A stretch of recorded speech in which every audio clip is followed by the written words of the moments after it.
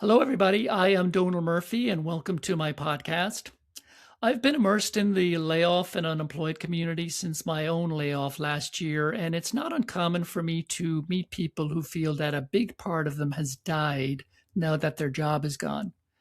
Certainly, grieving the loss of a job, the loss of a company you loved working for, and the loss of colleagues you enjoyed working with day in, day out is natural, and I would probably say healthy. But when you cannot pull yourself out of that, or the grief is outsized, your identity may have become enmeshed with your professional identity to the point where your work has become who you are and not what you do. My guest, Laura Mahr, explains enmeshment as a situation where one's identity, value, and safety become intertwined with one's professional identity and performance, leading to an imbalance between work and home life. Examining this topic is what this episode is all about.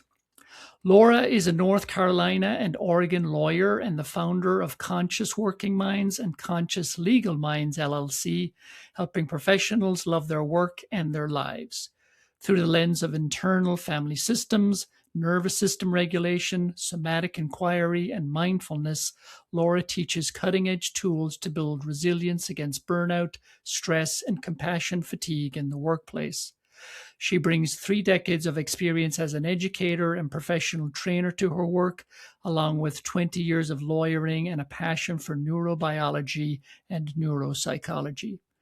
After bringing herself back from the brink of her own professional burnout using the tools she now teaches, Laura compassionately shares well-being strategies with thousands of professionals each year through her writing, presentations, and one-on-one resilience coaching. Laura happily lives in the Blue Ridge Mountains of Asheville, North Carolina. Before we get going, I do want to acknowledge that a layoff and subsequent unemployment can be very hard. I know this firsthand. This podcast is offered to you in the spirit of education and entertainment and is not a substitute for trained professional care. If you are having a hard time, I do encourage you to seek the professional help you need. That could be a licensed therapist, a medical doctor, or any other trained professional. So please do take care of yourself during this time of career transition, and I certainly hope this time is short. So with that, let's get going with today's episode, and I hope you enjoy it as much as I enjoyed my conversation with Laura. So welcome, Laura. Wonderful to see you and wonderful to have you here.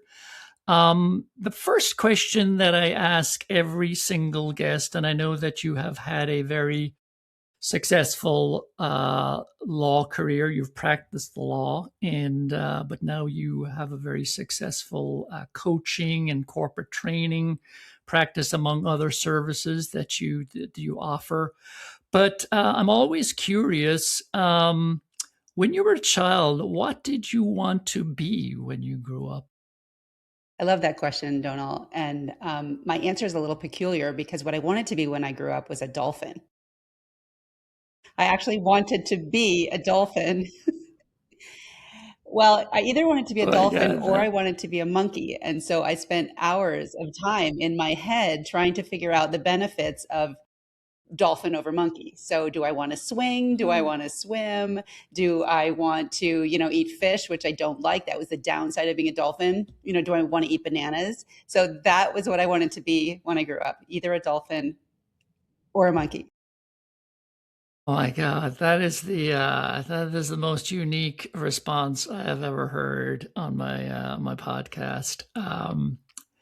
Now I'm even more curious. At what point did you realize that dolphin and monkey was not going to be a realistic adult pursuit? I have not yet come to that determination. I've gone to Costa Okay. Rica to hang out with the monkeys. I've gone to Bimini to swim with the dolphins, and I'm still convinced that I could be part of either one of them. Oh God, that is great. Um, all right. Okay, let me compose myself. So we are going to talk about I think, a very important topic today, which is the topic of enmeshment. Um, and to get the ball rolling, what is the definition of enmeshment as it pertains to work and career as you would define it? There's a lot of different things that go into enmeshment and professionally, but I'll break it down into what I think of it as a way of approaching work that wraps up your identity, your value, and also your safety in fusing aspects of yourself to your professional identity and your performance such that something feels out of balance between your work and your home life. Well, just to tag on that, like in a nutshell, it's when work becomes who you are, not just what you do. And are there telltale signs that you are that person? Is there kind of a particular type it is that you know that you're more prone to enmeshment than others? Is it men versus women? Is it perfectionist versus kind of laissez-faire types? Is it people with advanced degrees versus people who have a basic education? In your practice and in working with the people and the companies that you work with, is there a particular type that is more prone to enmeshment than others? That's a really good question, especially if we're trying to figure out, are we enmeshed? Right. And there's some telltale signs of, am I enmeshed? And then there's another question, which I think you're asking, which is, who is more likely to be enmeshed? And so let's start with the telltale signs of enmeshment, and then we'll go to who is more likely to be enmeshed than not. And one of the things that I work on when a client comes to me and says, I am in a burnout state, one of the things I look Hmm. for is enmeshment, because the connection between enmeshment and burnout are very high. And so someone that's enmeshed is going to have a really hard time holding a boundary, whether it's an emotional boundary between work and home, whether it's a mental boundary between work and home, such that I'm always thinking about work. Emotionally, an example would be, I'm really bothered by the relationships at work. I can't seem to feel like I'm in harmony with people at work, or I'm working obsessively to try to get into harmony with people at work. Um, Physically, we see physical enmeshment on a layer of, I'm working all the time. I can't leave work. I can't leave work at work. I can't leave work when I'm home. I'm talking about work. I'm thinking about work. And and then I think of it sort of on the spiritual level, like I am work, like work is my higher source. Like that is my source of all things good that are going to come to me. And regrettably, also sometimes the source of things not good coming to me. And so there's sort of a feeling of being a telltale sign of being a victim to, or stuck in a position at work that is not satisfying, that you can't get out of. So, I guess the follow up to that is there a particular type? Men versus women, perfectionists versus laissez-faire types, people with advanced degrees, MBAs, JDs, PhDs versus people who have basic educations, people who are at the higher echelons of corporate life versus the line workers. Is there a type that you see that are more prone to enmeshment than others? In my experience as a career coach and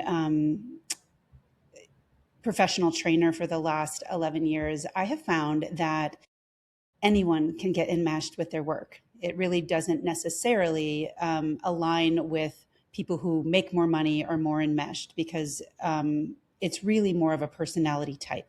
It's really the people who have perfectionist parts of them, who are burdened by beliefs that if they don't do X, Y, or Z, that something bad is going to happen to them.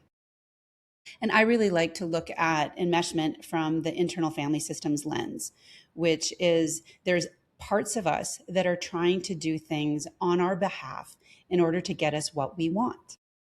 And those parts are usually burdened by some mistaken beliefs, like if we don't do this thing, X, Y, or Z bad thing is going to happen to us. And so those parts can show up in anyone who has any kind of a job and makes any kind of money. It's really around, hey, what do I think bad will happen to me if I don't show up in a way that is emotionally enmeshed with work, physically, mentally, or sometimes spiritually enmeshed in work. And so the people that I think are the most vulnerable to enmeshment are people, I tend to see people pleasers, people who enmesh and don't have a lot of really strong boundaries because they want to be pleasing other people as a way to be safe in the world. So people pleasing becomes a survival strategy. I also see people who are vulnerable to enmeshment are people who have a fear of failure, and their parts believe if they fail, then something awful will happen to them.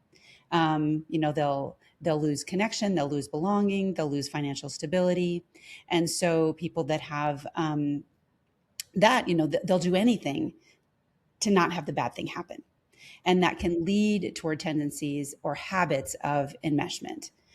I also have seen a lot of solo entrepreneurs that tend, or artists actually, performing artists that get enmeshed because their work is sort of their baby.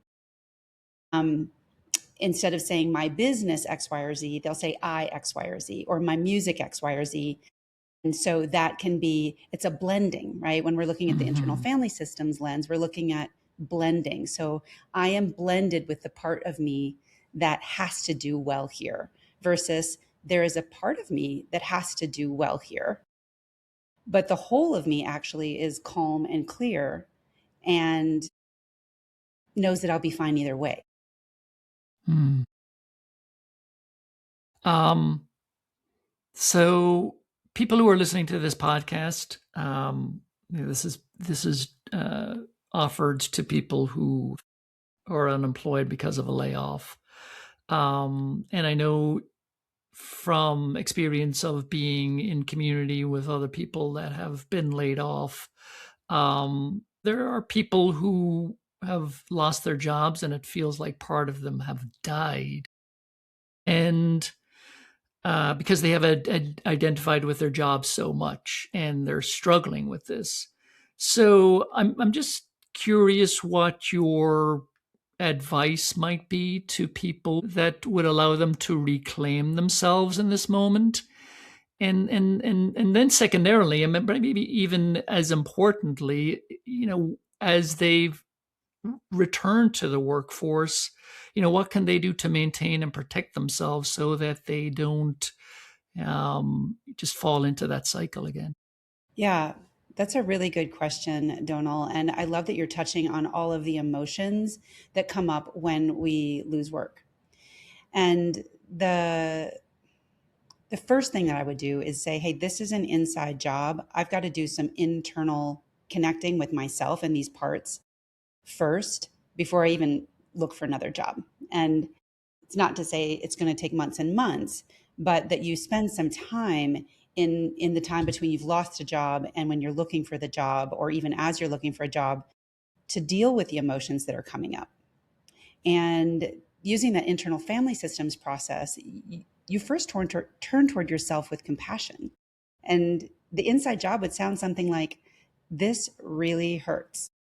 And you're talking to yourself and you're saying, this hurts. I am really surprised. I didn't think this was going to happen to me. And I feel loss. Most people, when they lose a job, feel shame. There's something wrong with me. They may also feel guilt. I did something wrong. And so acknowledging those feelings is the first step towards unblending from those feelings and not letting them take us out, right? That they don't get to overwhelm us and keep us from wanting to get another job. That's one of the things that I work with when people work with me as when I'm coaching with them is they go into a collapse state, and all that mobilized energy that they had in their nervous system to do well and perform well and be perfect, when they end up getting if they're tend toward enmeshment, when they get laid off, then there's nothing. Then it can feel like there's a big hole, and there's just a whole panoply of emotions that come in. So naming the emotions one at a time as they come in is actually a really good and first step toward getting back into the workforce and reclaiming yourself. So, in the process of doing that, you're really trying to unblend from that part saying, I am the all of you. The guilt is the all of you, the grief is the all of you, the loss, the shame, the sadness, whatever that is. And then the second thing I like to do is after naming the part is to say, I make sense to myself. This sadness makes sense to me. And, kind of an old hat trick is to imagine if you were saying it to a friend. If a friend were telling you that they had just lost their job, you would probably say, wow, of course you're sad. Of course you're mad. So saying that to ourselves can help us unblend from the emotion and feel heard and listened to, even if no one else is actually saying that to them. And the idea behind turning toward our emotions and unblending from them is to get that other energy that comes through, that energy that is capable, that energy that is confident, that energy that is going to be able to creatively look for the next job and be able to connect with someone from a place of confidence. And so that's really the idea of turning toward the emotions, is that when we turn toward emotions, they actually turn down the volume. Most of Mhm. us have been taught some way that if we turn toward an emotion, it's going to up the volume and overwhelm us. But actually, when we turn toward it and say, I know you're there and you make sense to me, the emotion does what emotions are supposed to do, which is it comes through the system and then it leaves the system. And when it leaves the system, it leaves space and spaciousness for that self energy, for that calm, clear, confident energy to emerge. That is great advice, and it sounds to me in your response that people should do this work. But between the layoff and starting to apply for jobs, it sounds to me that it would be very advantageous for somebody to kind of hit the pause button and to do that work right up front. Because the other thing too is that, again, I have firsthand experience of this, is that looking for a job is like an emotional roller coaster. Yes. And it seems that if you haven't sorted out your emotions ahead of time, and again, I know this, and it's a daily practice, and sometimes I fall flat on my face, and sometimes I do it well. But you get more. I'll speak for myself. You get more rejection emails saying thanks for your application, we're moving on with other candidates, than you get, hey, we like your candidacy, we'd like to set up a screening call. And so there's some days where I just take it very personally when I shouldn't. So it sounds to me, given your response to that question, is that it's really advantageous to do the work up front before you kind of headlong, into, looking for work, figuring out your target companies, your target roles, etc. Is that the way to approach it? Yes, Donal, it is the way to approach it. Yes, good point. I would heartily agree with that. I know that sometimes financial pressure is pushing people and it feels like you can't. And if that's your case and you need to put foot on the table, then yes, by all means do that. But oftentimes we don't give ourselves the grace and the time that we need in order to do what I call have the power of the pause. Because when we pause, something very powerful happens, is that we move through those emotions from the layoff, and that self energy comes in, and we do become more clear about what we do want and also more creative about how to get it. And so there's an efficiency factor that comes from the power of the pause, which is when I slow down, I move through the emotions, which would otherwise uh, stand in my way of actually seeing what I want or conveying who I am when I'm interviewing. If I'm still blended up with my sadness, my grief, and maybe my resentment, that's not going to interview very well. Right? But if I do the power, I do the pause, I step back into my clear, calm, confident knowing, that interviews really well. And that is attractive because a regulated nervous system, which comes from being unblended from parts and being and coming from working from a place of calm confidence, everyone wants that on their team. Yeah, yeah. Yeah, I think people can very much see, the resentment, the hurt in an interview conversation,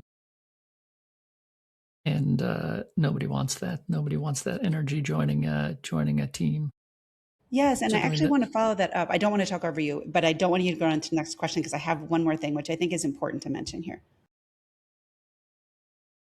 I work quite a bit with people that come to me, after being laid off, and they don't want to do the power of the pause, and they'll launch into the next creation. They'll open another business, they'll do whatever, and then 6 months into doing that, they're like, I don't want to do this. and Hmm. and we'll talk about, okay, not I told you so, but remember when we were talking about the power of the pause and your urgent part said, no, I need to start the next thing. Those urgent parts are always parts. They're never self energy. That urgency, unless you're trying to get out of the way of an upcoming bus, it's like that urgency is a part to really watch for because it can head us in a direction that long term we're not going to want to go, and we're going to have to undo what we did and create something new after we pause and get aligned with, what do I actually want to do? What are my values? What is my mission? If I could create the next thing, what would it be from a place of inspired alignment versus a place of panic? Hmm. Yeah, I love that expression, and I'm going to command that to put that to memory, which is the power of the pause. Even as you say it, I feel like my nervous system is like, "Oh, okay, that's what I need." Yeah, And to give yourself permission. yeah, yeah. It's such a simple expression, but even as you said it, it allowed me to take an exhalation. You So I can you can appreciate. name your cat Pause like I did, Pause, literally to remind myself to pause. That's great. Um, the the other thing that I appreciated you saying, which again is not everybody has the the luxury of pausing because for financial reasons they need to get back into the workforce fast, and that is many people's reality. Um, and maybe it ties in with the next question too. But there are people who are listening to this podcast, and that who may still be in a job. And I have actually offered the spirit of this podcast for people maybe who are maybe experiencing employment insecurity because they have seen a round of layoffs within their company. And, it certainly was my experience that a year prior to me getting laid off, the company went through a first round layoff. And so in the next 12 months, not all the time, but every so often, I'd be like, okay, I don't see the fortunes of the company turning around, and when is the other shoe going to drop? And 12 months later, sure enough, I was part of a second round layoff. But so I've offered the spirit of this podcast series also to people who may be experiencing employment insecurity, and God forbid they ever have to use the wisdom and the practical advice my guests, including you, are offering up. But for people who find themselves currently in a job and who are maybe over identifying with their work, but are on kind of the treadmill of, I'm trying to keep up, I'm trying to be successful, I want to do the best for myself, the best for my company. What steps can they take right now? What can they do right now to rebalance their work life balance, have a more healthy relationship to their work as they're actually pursuing the work that they do? Yeah. For this kind of a thing, I like a mindfulness technique that I call notice and name. And you were noticing a lot of things when you were working, Donal, that let you know that your exit date was probably in the future. You just didn't know when. And our nervous systems do really well when we notice and name what we're noticing. Again, we can drop into a better state of calm and clarity when we say, this is what is happening, and we say that to ourselves. And so if you're noticing that other people are getting laid off and that it makes you feel anxious, you can say to yourself, I'm noticing that other people are getting laid off and this makes me feel anxious. So you're using your perception and you're saying to yourself, I am perceiving this. I don't know that this is going to happen. I don't want this to happen, but I'm noticing it and I'm naming it. And that same technique applies to if you are working and you are leaning toward enmeshment, or you already are fully enmeshed in your career, to start noticing it and naming it to yourself. You might have a notice and name buddy that you're like, I'm really trying to work on unblending from my enmesh parts, and I want to do that. So you could have an enmeshment buddy. And in the doing of that, so it might sound something like, I'm noticing that I want to do more emotionally here at work, and I'm naming that. And just by noticing and naming it, you might unblend just a little bit and not charge forward and overfunction emotionally. Or if you have a habit of bringing work home with you, even though other people aren't, because your perfectionist wants to get it right, or you feel like it's taking you too long at work, so you need to bring it home. Same thing. I am noticing that I am packing up my bag and I am bringing this file home, or I am intending to work after I eat tonight. And I'm noticing that and I'm naming that. And then once you've noticed and named something, you can set a different intention and you can say, what happens if just for tonight, what would it be like? That's my second thing. What would it be like if tonight I didn't work? And then start practicing putting new habits in the way, instead of doing the enmeshed compulsive things, to take a little break, let yourself know you're doing it, and let yourself know that you're going to try just for this one time to do something different. And again, we're back to the power of the pause. In pausing the old habits, we grow our window of tolerance around uncomfortable feelings. So if the part that's saying, I have to do more here at work in order to make sure that everyone is getting along, and I notice and name to myself that I'm doing that, then I sit with my feelings of discomfort of things not being harmonized at work. And generally, as an adult, we can do that. As kids, we couldn't. And so that's oftentimes why we do these enmeshing behaviors to begin with, is because as a survival strategy as a kid, it was better for us to do whatever we are now doing that is not healthy for us as a way to survive our childhood. However, when we're an adult and we're trying to harmonize an entire workplace, like maybe we tried to harmonize our own family, it's overwhelming. It's not our job. Mm-hmm. And so if we can notice that, name that, and then grow our window of tolerance, which is saying, I can sit with the intolerance of this disharmony and go home and have a nice night with myself, my family, my cat named Paws, with my dolphin buddies. I can do whatever I want to do, just not the thing that is the survival strategy. Yeah, and as you were talking, there was a level of anxiety that I noticed rising in myself when I put myself back in my own work experience, which is, you were saying about, what if you're noticing that you're bringing home the file, or you're sticking your laptop in your backpack and making a note to crack it open again after dinner. Just that particular night, not crack open the laptop. That actually raised a little bit of anxiety for me, because I've been in those spaces, and then my mind goes like to all sorts of catastrophic. I'm going to get fired tomorrow, or the deadline's got not going to be met. So it kind of leads me into my next question, in the expression of the devil you know is better than the devil you don't. What are some of the common fears that people may be thinking, or perhaps have expressed to you in your practice, that may have prevented them from making the change? Because it's hard to separate themselves from seeing themselves as successful and high-achieving professional. And again, talking about my own personal experiences, I didn't want to go in the following morning having not done the thing that I wanted to do after dinner, because I didn't want to let people down. I didn't want to be seen as less than anything but successful or on top of my game. Again, what advice, what tactics, what frameworks, what tools can people use to help to make those changes?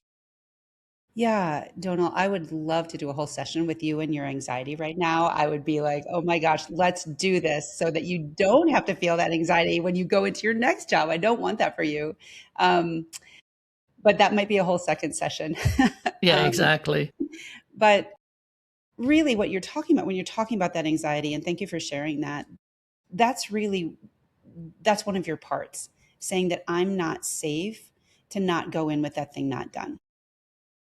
And when we're looking at what's safe or not safe, we're really tying back into survival strategies. So I'm more likely to succeed here if I come in with that thing done. I'm more likely to succeed here if if I get that thing done and get it done well. Well, what's the inverse or what's the converse thought of if I do this, I'm going to do, if I do this, I'll do well. Well, the inverse of that is if I don't do this, I'm not going to do well.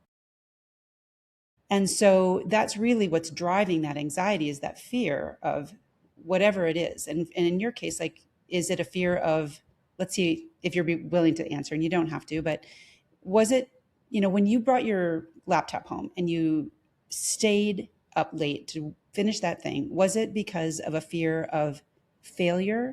Was it a fear of not wanting to let people down?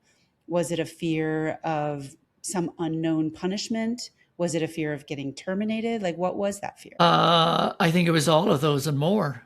It was just, yeah, the fear of not being seen as indispensable. Now I could probably list some more, but it was kind of that spectrum of fears that you just listed, and maybe maybe deep down it was just this desire to not be seen as anything other than successful, and I'm on top of my game and I can be relied upon, and I did get a reputation that if you want to get anything done, give it to Donal because he'll get it done. And then just adds to the, okay, now there's an expectation. Yes. Then that just adds to, I don't want to disappoint. Yeah. So, yeah. Yeah. Thank you for sharing that. And when I hear fear of, fear of failure, fear of letting people down, each one of those is a part.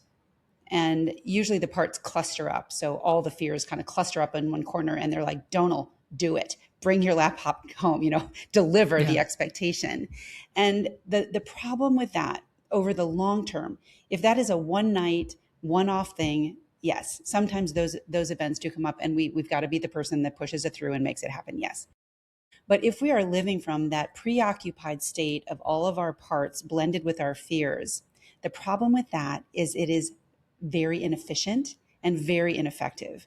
Because when we are living from a survival strategy, our prefrontal cortex, the front part of our brain that does all of the thinking, the reasoning, the writing of the thing, whatever you're trying to bring home to finish up, that gets hijacked and it goes offline. And the amygdala, the back of the brain, actually activates and says, fear, fear, fear, fear, fear. And so the prefrontal cortex is like, well, if the body's actually in danger, then there's no reason for me to plan, or execute some sort of an Excel sheet because we've got to worry about the danger that's on the way. And so I'm going to go back to the notice, name, turn toward the part and say, I know that I feel afraid if X, Y, or Z is happening, that X, Y, or Z is going to happen. And just in the calming down of that brings the prefrontal cortex back online. So if you're going to bring something home, it's going to take you 15 minutes to get done instead of 2 hours to get it done. And so that can be time saving and energy saving and can prevent the burnout. Because when we're looking at burnout over time, it's really it's working outside of that window of tolerance. It's working outside of your comfort zone. And when you're working outside of your comfort zone, you're working from a place that takes extra energy to do the thing that the prefrontal cortex should do, depending on how your brain is wired and all kinds of things, but that your brain actually isn't optimally functioning when you're living from your amygdala. And doing that too long is going to burn you out. And it's going to also make you inefficient and a less valuable, unfortunately, member of your team if you're working from a dysregulated place. The other thing that comes up as you're talking too is that, but there's a, I don't know what the expression is, but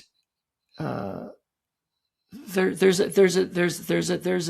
double-edged sword component to this, which is, because again, I'll speak from experience, which is I've put in the work, I've put in the late hours, I've worked the weekends. The project was overwhelmingly successful. And there's an addiction component to this too, which is, oh, I pushed beyond my physical, mental, emotional limits. I burned the candle at both ends. It was hard. It was grueling. There was a lot of fear of failure involved in that. But hey, it all worked out. And now I'm getting the accolades of having led the company through the project successfully. And so there's part of me now thinking that, well, that, short-term pain and pushing through those short-term fears, are worth it because of the end product. But it sounds to me like you do it once, and then, the accumulation of the fear and all of the things that go into the enmeshment are just kind of piling on top of each other, and maybe that leads ultimately to the burnout, which doesn't help anybody. So I guess can you speak to that sense, that addiction to the success, and how do you kind of stick a spoke in the wheels to kind of stop that? And I know that much of what you've been talking about, you can put into the toolbox of that, but there is that element of the addiction to the success, despite the short term or the medium term pain of working on a project. Does that make sense? Yes, it does. And what you're talking about is biochemical. You're talking about dopamine and adrenaline. You're talking about the chemical hit that you get when you have gone up, you've used adrenaline all night, and then you turn the thing in and it's good, and then you get the dopamine hit and you get the uppers. And so and adrenaline is also addictive, right? So there's a little biochemical cocktail that's going on that can get addictive. And if you're one of those people that is in that biochemical addiction cycle, it's really great when it's working, but over time, and I again work with a lot of these people where it's like, that isn't working for me anymore. And I work with a lot of people with ADHD, and that is one of the things that happens in the procrastination loop that I see in people with and without ADHD, but I see it more commonly in people with ADHD. Is the perfectionist procrastinator that's putting the kind of the foot on the brakes, and there's like an adrenaline coming because it's like, this thing is coming, and then the adrenaline releases, and then they get the thing done, and then it's actually done well because their mind is working fast and sharp and quickly. And then there's there's like that dopamine hit that comes from and that's the addiction, is that it's just like, oh, if I actually wait, then I get the adrenaline, and then I also get the payout chemicals. But over time, our bodies are not meant to work that upregulated for that long, and that's like you mentioned, that's where the burnout comes in, and it's really hard to look down the road at burnout when you're in the biochemical cascade. Mm-hmm. Mm-hmm. And I think the next question maybe a nice leads nicely into this, which is, can people still be highly successful in their careers and still place boundaries on how much they give to their careers, or to truly break the chains of enmeshment? Do you have to accept that you'll never be, the VP of whatever, or you'll never make partner, or you'll never be in the C-suite? Or can you break those chains and still be wildly successful in whatever you want to pursue? That is a good question with a very complex answer. Because and I'll give you a How much time lawyerly, do we have? Let me yeah, look at the yeah, clock. I'll give you the lawyerly answer, which is it depends. But Okay. I think that it depends on a lot of things, including how you show up for the job and also what the workplace culture is. Hmm. Um, and what I'll say, like the best answer I could imagine is that if we worked from a place of self energy, right? So the parts have relaxed, the fears are, just chilling and letting self energy comes in. Self energy is the best kind of leadership there is, right? So if you're not working from a part which is anxious or worried or depressed or trying to prove something, and you're actually leading from a place of the 8 C's, which is a place of calm, clarity, curiosity, compassion, confidence, courageousness, creativity, and connectedness, right? All of those 8 C's, those make very good employees. They make very good leaders. They make very good executives. They make very good line workers. They make very good people. And very good people generally do well. People that have these 8 qualities generally do well. However, the complex part is in high pressure environments. I work a lot, as you know, in the legal field. In high pressure environments, it's really hard to set your parts aside and not try to deliver a product overnight. And so it's hard. It's like my clients say to me, and I've had this experience myself, like, oh yeah, it's really easy for you to say bring your 8 C's, but you don't have 20 things to do in 5 minutes. But the more we can work on bringing that calm in and that clarity, the more efficient we're going to be at what we do. And the better we're going to be at what we do, the more desirable of a hire or more desirable of a leader we're going to be over time. Um, we've talked up until now about the responsibility of the individual to get them back, self rebalance, get themselves back into alignment. Um, but you also just talked about culture and company culture, and I'm just wondering, do companies and organizations have a responsibility to create environments that work against the stranglehold of enmeshment within their employee pool? And if so, what advice would you give to the head of human resources or the executive team who might be responsible for establishing company culture? And again, similar to the previous question on is there a worker type? Are there types of organizations that are more prone to encourage explicitly or implicitly enmeshment more than others? I know that there's a lot in that question, but I think taking it in turn is, what responsibility does a company have? And does a company or an organization or a law firm have responsibility, or is it really the responsibility of an employee or a prospective employee to say that's the right culture for me or that's not the right culture for me, and so I'll make the choice? You pack a punch in a question, Donal. There's a lot in there. And I'll start with this is to say, I work with companies, I consult with companies. And so as much as I work with individuals doing kind of the inside job, I also work with leaders of companies to do the outside job, to create the workplace culture that allows for people to have boundaries and to have a workplace and work life balance.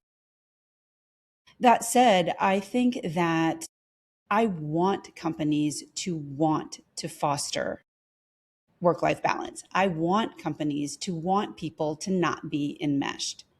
I want companies to set up healthy boundaries, because that actually, if the company, my advice to an HR or any business leader would be, look at whether you are retaining your employees or not.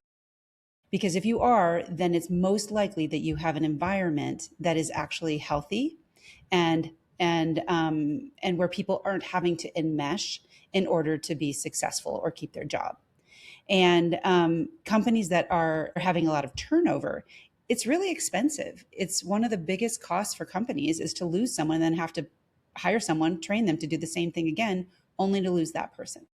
And so I want companies to see what they're providing in terms of policies and practices to their employees so that they can create an environment that really helps people and to do their best work. And the analogy that I came up with that I think is pretty effective is the company is the stream, the individual workers are the fish.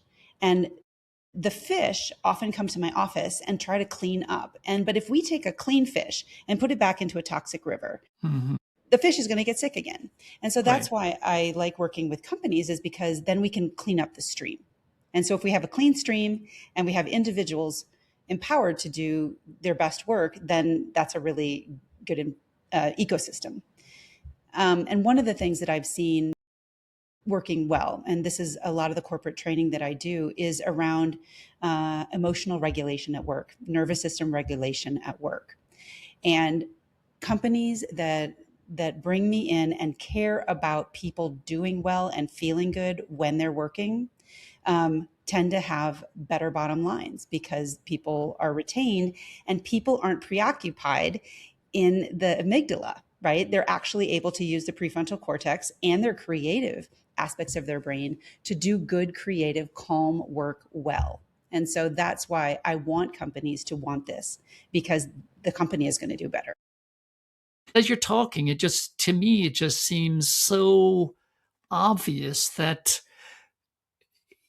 creating that sort of culture in any company, it should be in every company, in order for people to, again, it's such a common knowledge and expression, but we spend most of our working or our waking hours at work. And why wouldn't companies create environments where employees thrive? Anyway, I'm going to get off my soapbox, but No, stay on it. Stay on it. I like your soapbox. And what I like about your soapbox is you're really talking about a shift in corporate culture or any workplace. It doesn't have to be corporate. It can be just a small business right. where where the understanding is that the return on your investment is financial. If you invest in your employees' well-being and you allow them, you give them the tools and the structure and the policy and the environment in which they don't have to enmesh, you're going to have a more healthy workplace. If you have a more healthy workplace, you're going to have better business. You're going to do better business. You're going to have better, more efficient relationships with your clients, whoever they are, a customer, and that's good for you. And so I think that the old thought on this is it's a nice to have. And I think it's a must have. I think people used to couch these as soft skills. And they are soft, but they are steeped in hard science and they impact the bottom line. So you can call them what you want, but I think that they are necessary at this day and age where there's just so much going on in the world. Like nobody can come to work divorced from what else is happening in the world. And so if we are spending most of our time at work, then it would behoove a company that wants to be successful to provide the tools to people that they need in order to stay emotionally, physically, mentally regulated while they're doing their job. Mm-hmm. Um, and just going back to the last question, the second part of that question was, are there types of organizations that are more, that are more prone to encourage and support enmeshment? But maybe a different question is, if you were giving advice to somebody who is excited about a job opportunity that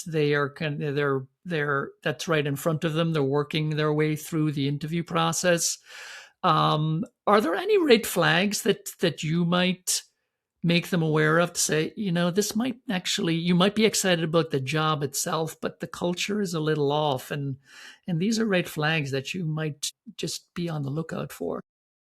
That's a good point and a good question. And when I'm working with someone that is trying to find a new job and they're going through the interview process, we work together to talk about the kinds of questions that they should ask, when the employer says, do you have any questions?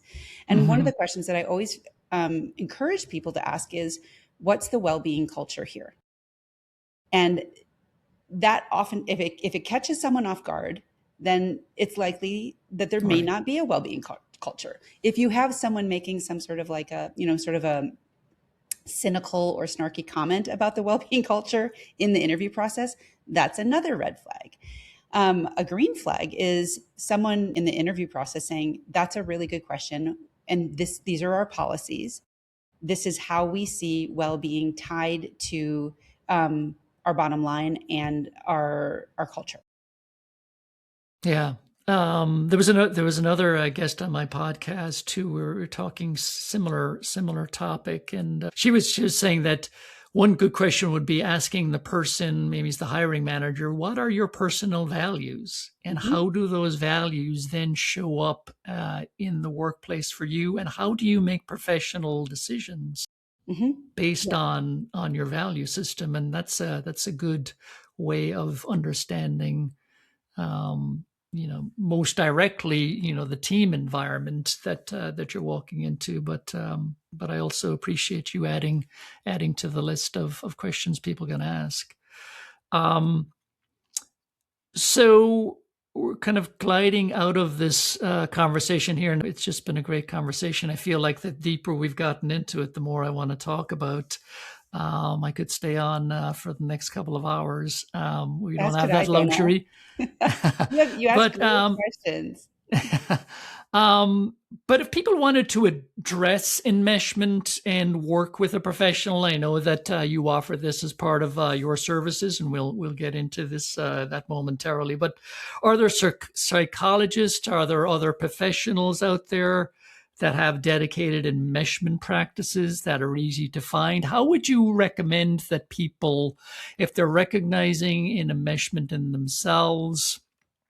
I'm sure, and you've offered a lot of great practical advice and things to think about and tools to use. But I have to imagine that there is greater impact if you work with a professional. And are there such professionals out there? And what advice would you give for people to find the right types of professionals to address the topic of enmeshment and the realization that that they are enmeshed in their careers? One of my favorite things to do is to help people get the right kind of help. And when we're looking at enmeshment, it's possible that you're not going to find exactly, someone that says, I do enmeshment work. But if you find someone, and it can be either a coach or a licensed therapist that is trained in internal family systems, that's one of the modalities that I've been trained in and have used over the last 11 years most effectively with people that are enmeshed, because we're looking at unblending from those parts that keep us enmeshed and cultivating that self energy that allows us to come from that place of calm, clear, creative, connected clarity. Another modality that I would look for that I love, I've also been trained in, is polyvagal theory. So nervous system regulation, as it relates to, your survival strategies that I've been talking about today, like how to identify your parts that are using survival strategies, and how can you move back into that place of calm clarity when your nervous system is telling you that this is a panic moment. Um, another one of the tools that I use and have been trained in is mindfulness, and that's one of the things we talked about, that noticing and naming. So someone that's trained in mindfulness so that you can see yourself, and that idea of the pause comes from mindfulness, being able to pause whatever's happening, and so that comes from mindfulness based practices. I also think someone that is trained in somatic work, so it might be maybe went through Peter Levine's style somatic experiencing, or somatic therapies. I use a lot of somatic soma, meaning body-centered practices that allow us to know, like you said, you were like, hey, I feel anxious when you say that. I'm like, good, somatic awareness, Donal. So that's what we're looking for, is how do I know when I'm blended with a part that is enmeshed? And most often, for those of us that are developing a mind body connection, the body's going to tell you before the mind does. And once you know it, then you can do something about it. And the last thing that I would put in my bag of perfect tricks, if you could find this in someone, is someone that is familiar with how to set a boundary and help hold it. Holding and setting boundaries. And I say that you don't want to just go with someone that just does, I would say, cognitive behavioral therapy and just does like boundary setting. Because when we're looking at childhood trauma or childhood experiences that might be driving those enmeshed parts, if you're just doing the behavior, you're kind of trimming the tree. And what we're looking for and I think IFS and the somatic work and some of the other practices, the nervous system regulation, it gets to the root. And when we're trying to change a behavior and really become more at ease with what we're doing, we want to look at the root. And these practices that I mentioned, the IFS, somatics, nervous system regulation, that really gets to the root and it helps you to rewire your system. And that's what I'm into, is really helping people to do a full system overhaul so that when they leave a job and they're like, this time it's going to be different, that it actually is different the next time. Mm-hmm.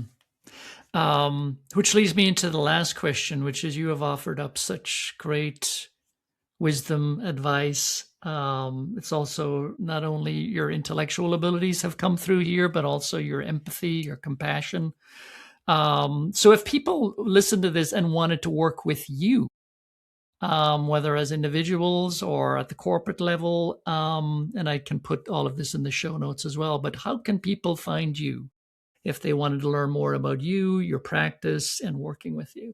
Yeah, I work nationally and internationally via Zoom, or if you happen to be in the beautiful Blue Ridge Mountains here in Asheville, North Carolina, you can visit with me in person. But you can find me through my websites. I have two websites, one for attorneys or anyone in the legal field, which is www.consciouslegalminds.com. And then I have another website with for everyone else, and that is www.consciousworkingminds.com.